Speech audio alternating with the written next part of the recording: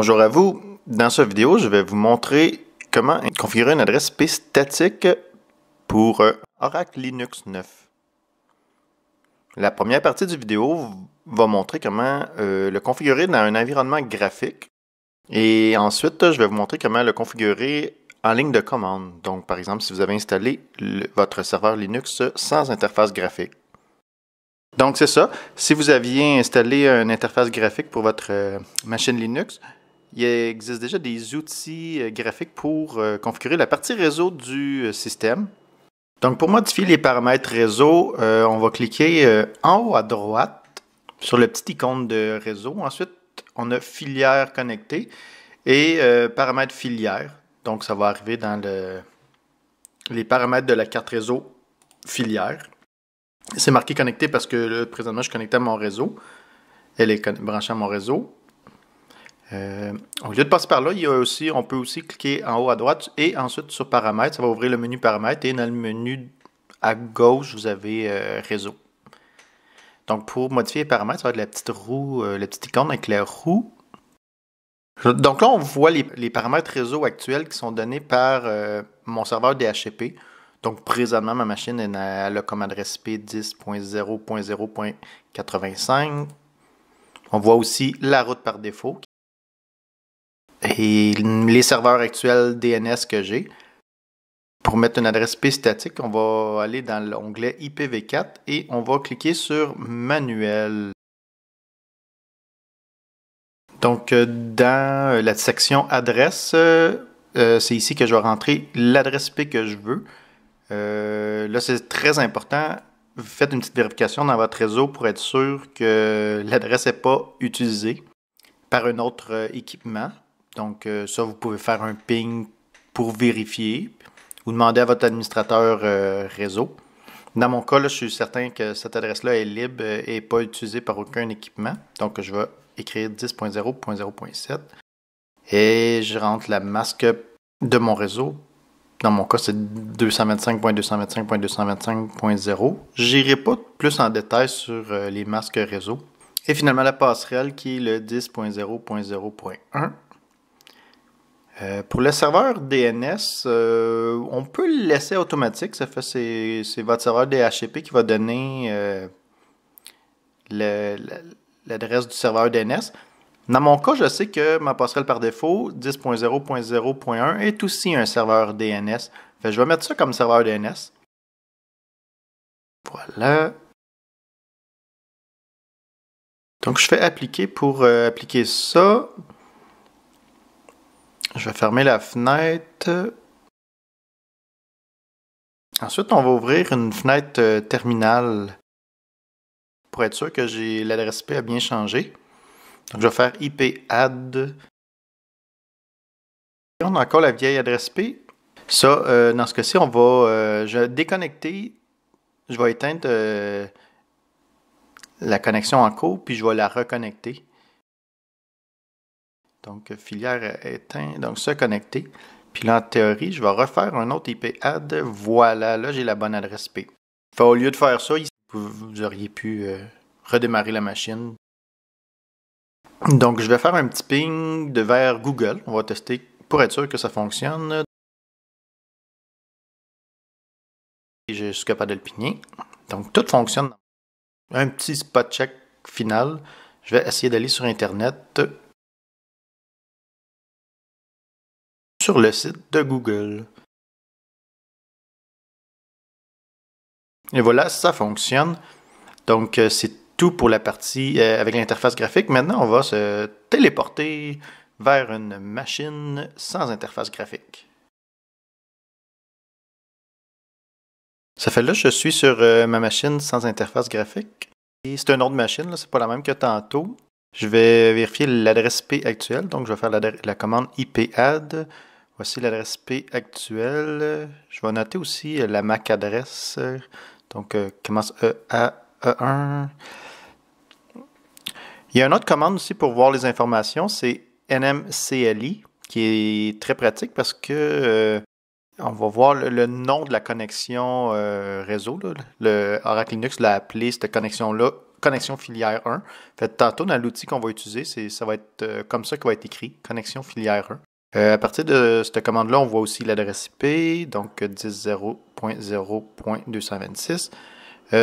Ici, c'est la route par défaut, donc la ligne route 4, c'est pour IPv4, donc ma route par défaut, c'est 10.0.0.1. On voit aussi les serveurs DNS, donc comme tantôt. Je pense qu'il n'y a rien d'autre de pertinent pour cette vidéo-là. Bon, maintenant, on va configurer l'adresse IP statique. Ça va être avec la commande nmtui. Il ne faut pas oublier aussi, il faut avoir les droits d'administrateur. Si vous êtes déjà connecté avec root, vous avez juste à faire la commande, mais sinon, pour faire la commande avec les droits d'admin, je dois mettre sudo devant la commande. Et ensuite, nmtui, c'est la commande qu'on veut pour modifier les paramètres réseau. Donc, ça me demande mon mot de passe. Voilà. Donc, on va faire modifier la connexion. Ici, on voit les connexions possibles dans ma machine. Dans la commande précédente, on avait vu que le nom de la connexion, c'était connexion filière 1. Donc, c'est celle-là qu'on va modifier. Donc, je fais la flèche de droite, modifier. Si vous n'êtes pas sûr aussi, on peut valider par la MAC adresse. Je ne sais pas si vous vous souvenez, dans la première commande que j'ai faite tantôt, il y a quelques minutes, on voyait la MAC adresse. C'est des moyens de confirmer que c'est la bonne carte réseau. Donc ici, on va le modifier pour de automatique à manuel. Donc je vais faire Enter, manuel. Et avec la flèche de droite, je viens à afficher. Je fais Enter. Donc les options à modifier apparaissent. Donc moi, l'adresse IP, je vais mettre celle que je veux. Ça va être 10.0.0.6. Encore une fois, assurez-vous d'utiliser une adresse IP de libre dans votre réseau. Parce que si un autre appareil utilise déjà cette adresse IP-là, ça va poser des problèmes. Donc, dans mon cas, je suis certain que dans mon réseau, cette adresse-là est libre. On va inscrire ici la passerelle par défaut. Donc, c'est la passerelle par défaut de mon réseau. Si vous ne savez pas c'est quoi votre passerelle par défaut, peut-être juste demander à votre administrateur réseau. Ou on l'avait vu dans la commande précédente, là, le serveur DHCP nous l'avait indiqué. Mon serveur DNS, dans mon cas, c'est aussi cette machine-là. Donc, ajusté selon l'adresse IP de votre serveur DNS. Et une fois c'est terminé, on descend, puis on clique sur Valider. Donc, Enter. Ici, on va ensuite Retour et quitter. Donc là, ça va faire comme tantôt, aussi longtemps que je ne redémarre pas la connexion réseau, l'interface réseau, je vais avoir la même adresse IP. Il y aurait un moyen, en allant dans l'option Activer une connexion, il y a un moyen de la désactiver puis de la réactiver. Dans mon cas, je suis connecté à SSH et si je fais ça, ben, je vais me faire déconnecter. Puis ça va être bien triste. Je serai plus capable de me reconnecter, sauf si je vais sur la machine physique pour réactiver la connexion. On va utiliser une bonne vieille façon, le bon vieux reboot, le redémarrage d'un ordinateur. Donc, je vais faire la commande sudo reboot. Donc, sudo pour super user, pour avoir les droits d'administrateur. Et reboot, c'est la commande pour redémarrer. Donc voilà, je suis reconnecté à ma machine à leur démarrer. Donc je vais faire la commande IP-add pour voir l'adresse IP. Donc on voit que j'ai bien le 10.0.0.6. Donc ça a bien fonctionné. Je peux même utiliser la même commande que tantôt, nmcli. Donc on voit ici l'adresse IP. Et le dernier test qu'on va faire, c'est un ping Google. Et tout fonctionne bien. Donc, voici les deux façons que je voulais vous montrer dans cette vidéo-là. Il y en existe d'autres. Si on va dans la documentation officielle de Oracle Linux, on voit il existe par exemple une syntaxe pour configurer l'adresse IP avec la commande nmcli directement. Donc ici, il y a un exemple, par exemple, pour configurer avec nmcli la connexion. Donc, on met l'adresse IP, le masque, la passerelle par défaut. Je ne rentrerai pas en détail, je le montrerai pas en vidéo, dans cette vidéo-là, comment faire. Là. Mais si jamais ça vous intéresse, juste m'envoyer un petit commentaire, puis je pourrais faire une vidéo. Il existe aussi une autre façon, c'est par des scripts. Pas des scripts, mais des fichiers de config. Puis dedans, on rentre les paramètres qu'on veut.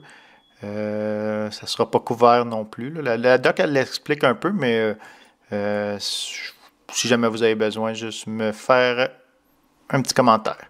Donc, merci d'avoir regardé cette vidéo et je vous souhaite une bonne fin de journée. Au revoir.